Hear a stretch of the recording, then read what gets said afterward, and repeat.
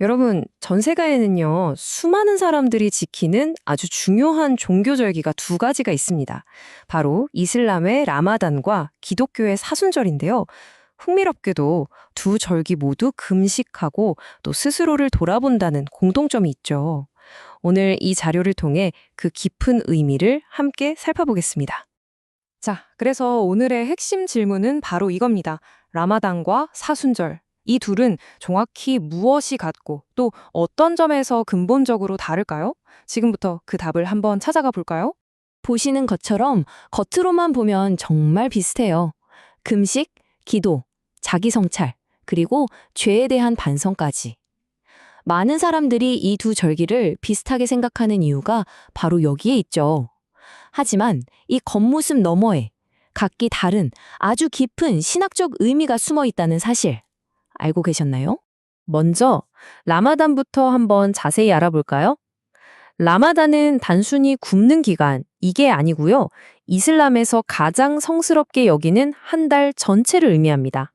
네, 맞습니다. 라마단은 그냥 기간이 아니라 이슬람력으로 9번째 달의 이름이에요.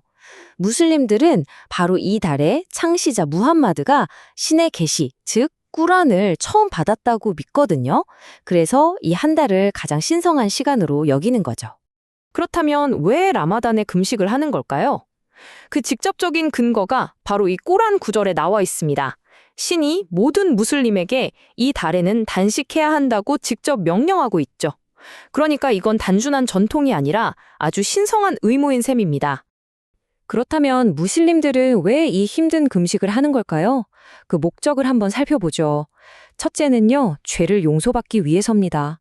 이 기간 동안 신에게 더 가까이 다가가면서 자비를 구하는 거죠. 그리고 또 자기 통제를 위해서입니다. 음식과 물을 참으면서 인내심을 기르고 세속적인 욕망에서 벗어나는 훈련을 하는 거예요. 궁극적으로는 이런 과정을 통해 영적으로 성장하고 기도와 꾸란 공부, 또 가난한 이들을 위한 자선 활동에 더 집중하게 되는 아주 중요한 시간이 되는 겁니다. 자, 이제 라마단에 대해 알아봤으니 사순절로 한번 넘어가 보겠습니다. 라마단이 한 달간의 성스러운 시간이라면 사순절은 40일간의 영적 여정으로 불리는데요.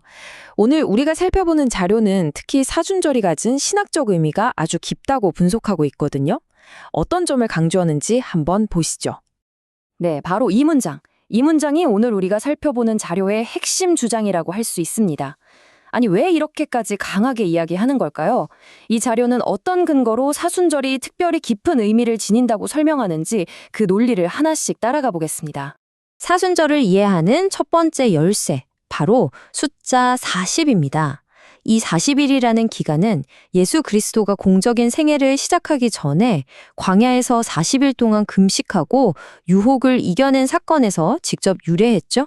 하지만 그 의미는 여기서 그치지 않습니다. 사실 이 40이라는 숫자는요, 성경 전체를 꿰뚫는 아주 중요한 상징이에요.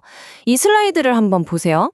노아의 홍수 때 비가 내린 기간, 모세가 율법을 받기 전 금식한 기간, 또 예수님이 시험받고 부활하신 후에 이 땅에 머무신 기간까지 40일은 항상 실현과 정화, 그리고 신의 특별한 계시와 연결되는 시간으로 반복해서 등장합니다. 자, 숫자 40의 의미를 알아봤는데요. 사순절의 더 깊은 의미, 그 핵심을 파고들려면 우리는 제라는 상징에 주목해야 합니다. 제의 수요일로 시작되는 사순절의 핵심이 바로 여기에 담겨 있거든요. 성경에서 제에는요, 히브리어로 에페르다고 하는데 이게 그냥 타고 남은 가루 이런 뜻이 아닙니다. 회개와 겸손, 그리고 죽을 수밖에 없는 우리 인간의 본질을 상징하는 매우 강력한 소재인 거죠. 성경 곳곳을 보면 이 죄가 얼마나 무겁고 어두운 감정들을 상징하는지 알 수 있습니다. 자신의 죄를 뉘우치는 회개, 깊은 슬픔, 스스로가 얼마나 보잘것없는 존재인지 깨닫는 것, 그리고 극심한 고통까지 한마디로 인간의 가장 낮고 비참한 상태를 상징하는 겁니다. 이 죄의 의미가 정점에 달하는 아주 특별한 구약의 의식이 하나 있습니다. 바로 붉은 암송아지 의식이라는 건데요. 흠이 하나도 없는 송아지를 완전히 불태워서 재로 만들어요. 그리고 그 재를 물에 타서 죄나 부정한 것들을 씻어내는 정화수로 사용했습니다. 이 의식은 죄를 씻으려면 완전한 희생이 필요하다는 걸 상징적으로 보여주는 거죠. 바로 이 지점에서 자료는 사순절의 핵심적인 신학적 연결고리를 딱 제시합니다. 기독교 신학에서는요, 이 붉은 암송아지의 제가 바로 예수 그리스도의 십자가 희생을 미리 보여주는 상징, 그러니까 일종의 예고편이라고 해석합니다. 다시 말해서 제라는 상징이 단순한 회개를 넘어서 죄를 깨끗하게 하는 유일한 길인 그리스도의 희생을 가리킨다고 설명하는 거예요. 자, 지금까지 고대의 상징과 신학에 대해 알아봤는데요. 그렇다면 이 모든 게 오늘을 사는 우리에게는 도대체 어떤 의미가 있을까요?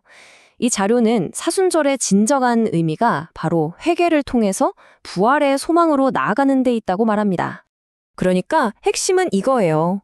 먼저 즉 우리 자신의 죄와 한계를 철저하게 인정하고 직면하지 않고서는 죽음을 이기고 새로운 생명을 얻는 부활의 기쁨을 결코 온전히 이해할 수 없다는 거죠. 진정한 회개가 부활의 소망으로 가는 필수적인 관문이라는 뜻입니다. 이 분석 자료는 여기서 한 걸음 더 나아가서요, 오늘날 교회에 아주 강력한 메시지를 던집니다. 부활절의 기쁨을 그냥 축하하고 기념하기 전에 먼저 개인과 공동체의 죄를 돌아보는 진정한 회개 운동이 필요하다고 촉구하는 겁니다. 이게 그냥 하는 말이 아니라 역사적인 근거가 있습니다. 실제로 한국교회 역사에서 가장 중요한 사건 중 하나로 꼽히는 1907년 평양 대붕운동 있잖아요. 이 놀라운 영적 각성운동의 시작이 바로 이 슬라이드에서 보시는 것처럼 철저한 회개였습니다. 자료는 이 역사를 통해 회개의 중요성을 다시 한번 강조하고 있는 거죠. 라마단과 사순절, 두 절기 모두 금식과 기도를 통해 자신을 돌아보는 경건한 시간입니다.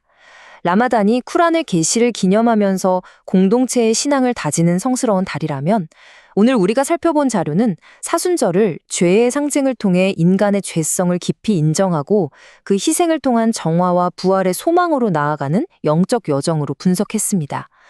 겉보기엔 비슷하지만 이렇게 다른 신학적 배경을 가진 두 절기가 오늘날 우리에게 어떤 의미를 주는지 여러분 각자의 자리에서 한 번쯤 생각해 보시는 건 어떨까요?